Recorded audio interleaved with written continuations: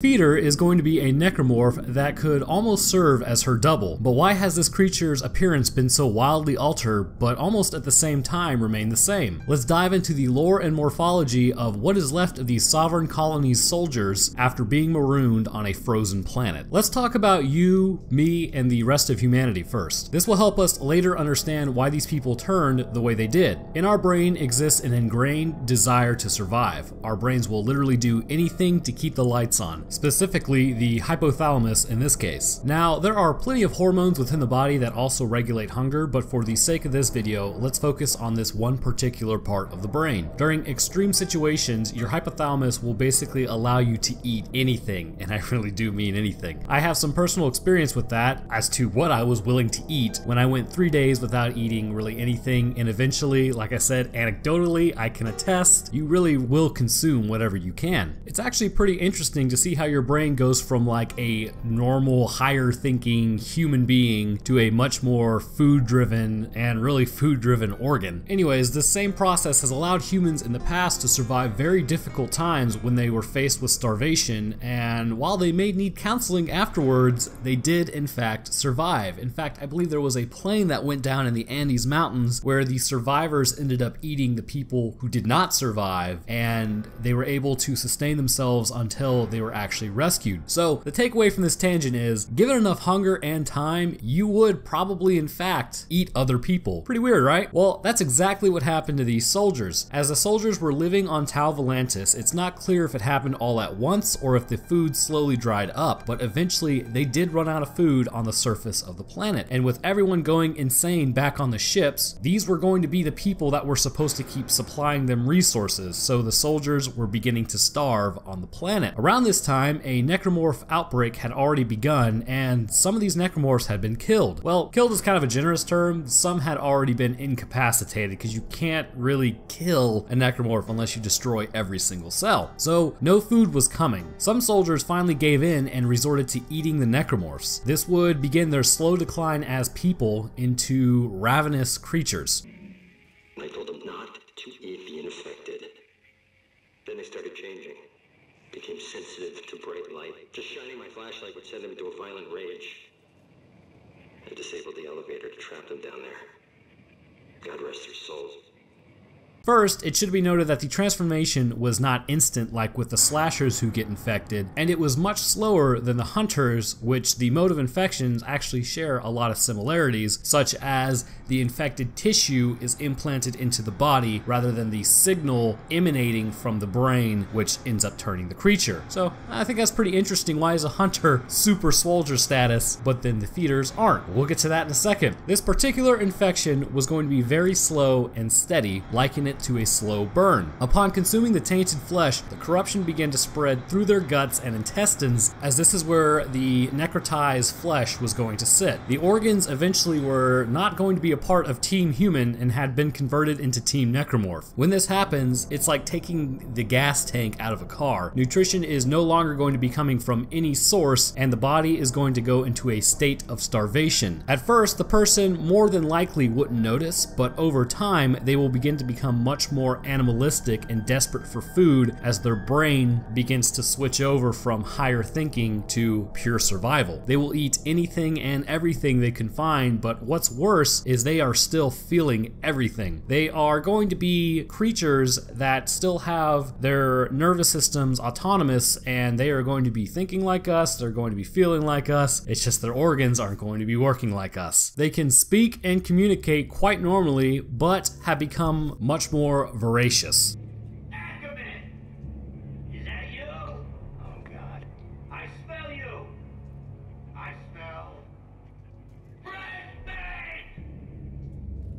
At this point, the cannibalism barrier has already begun to be broken, and they will resort to eating humans as if you are just meat to them. During this transformation process, it has been seen that while they are still human at the beginning, they begin to undergo some changes like sensitivity to light that belies the situation they find themselves in. As time passes, and believe me, a lot of time passes for these soldiers after they were trapped in the quarantine section, these humans will completely turn into the monstrosities like the rest of the necromorphs. The feeders are found in low light conditions, which has caused them to evolve in certain ways to adapt to this environment. As stated previously, the first being their extreme sensitivity to light, which is interesting because this is going to be a clearly skin-based perception, as the eyes of the creatures have been completely atrophied, dried up, and have disappeared. That doesn't mean that they are easy to get around though. To make up for the fact that they can't see, their sense of hearing has gone off the charts. Much like anybody who has lost their sight and become blind, they can hear a lot better. Senses make up for other lost senses. They can hear a pin drop across a room and will likely investigate it. This can work in a non-infected human's favor, however. I think there may be a way around them. By throwing small objects, I can trick them into investigating the noise.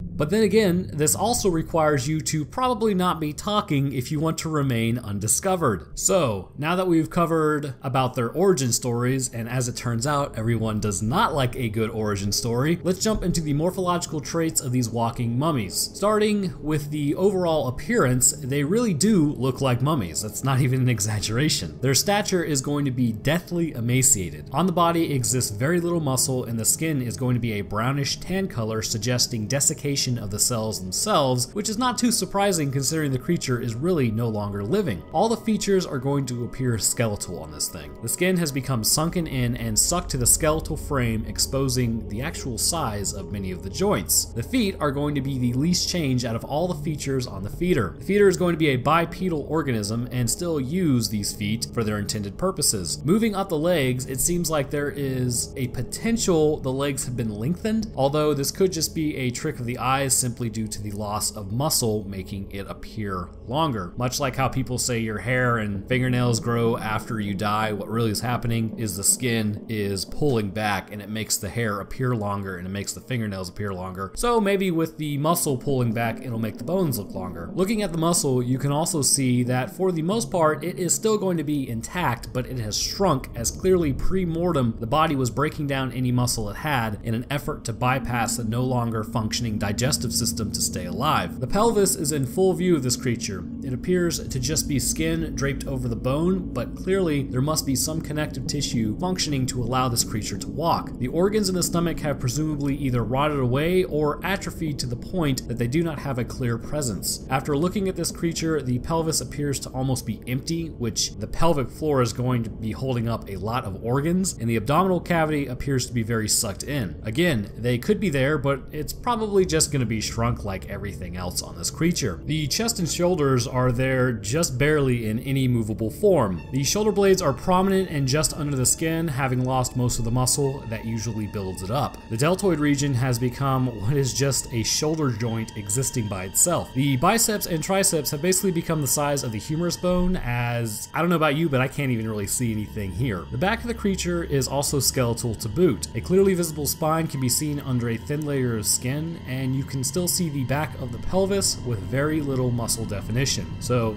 overall, the body was eating itself before this person died, and after they died, this is really what they had to work with. Moving further down, we actually see some offensive capabilities concerning the arms. The forearms have remained relatively normal in size and are covered with blood. The blood looks fresh, so whether this is from other feeders or fresh kills, it can't be known. Though I'm going to assume after 200 years, they're probably going to be other feeders. The claws are going to be the remaining fingers enlarged. What's interesting is if you get a real close look at these, you can actually see some fingers didn't, I guess, make the cut, and they remain normal size. These vestigial fingers are going to jut out from the larger claw-like fingers and appear to be the index finger and pinky finger. So the thumb, middle finger, and ring fingered are going to be converted into appendages used for slashing and grabbing, as well as rifling through any remaining blood food on the ground. The neck of the creature is strange to say the least. I only noticed this after I started inspecting the feeder for this actual video, but their necks appear to be elongated, like way longer than what can just be stacked up to genetic diversity among humans. These necks have turned into a somewhat green color as well, and I can only imagine that the vertebrae in the neck has been lengthened to support this transformation as it's needed to support the head. Now we come to the actual head, with all the terrifying features are going to be housed. The overall final look of the head is going to be, as expected, very skeletal. Their eyes have completely disappeared, but everything anatomically is there. They are even going to have clearly defined ears on the sides of their heads. Some hair exists on the top of the head, albeit it's going to be exceedingly sparse. But then we come to the actual mouth. The mouth is one that can only be described as a gaping maw. The jaw has dislocated or lengthened to the point that it can easily envelop an entire human head, which will be necessary in a moment. The skin around the jaw has been stretched and in some cases looks to have some micro tears around the cheek areas. Inside the mouth, you can see the bloody teeth, which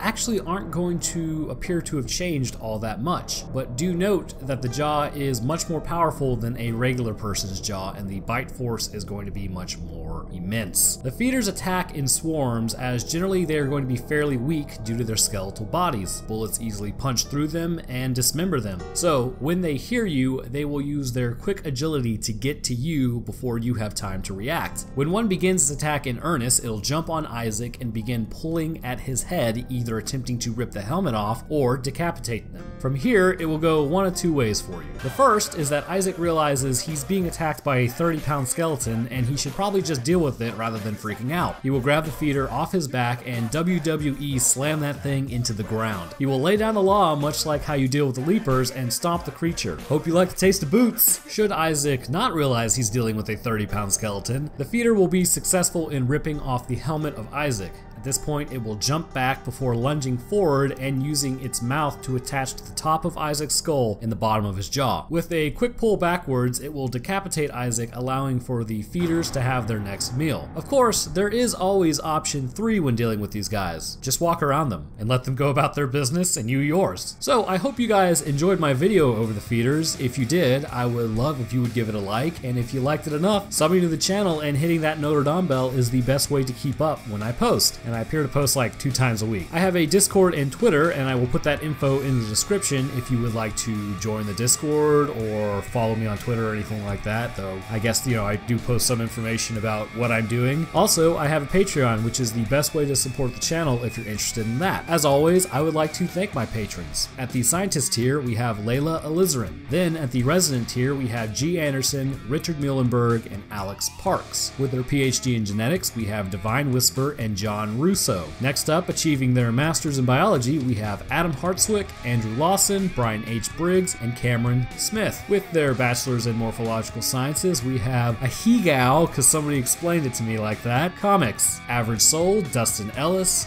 Joseph Radical, and Natsuki Chiaki. Thank you for the support, guys. Okay, so I have noticed that some people are still following me on Twitch, but predominantly I will be kind of just streaming on YouTube, as it's easier to get notifications out there and the info out there. So anyhow, guys, thanks for watching, and I will catch y'all in the next one.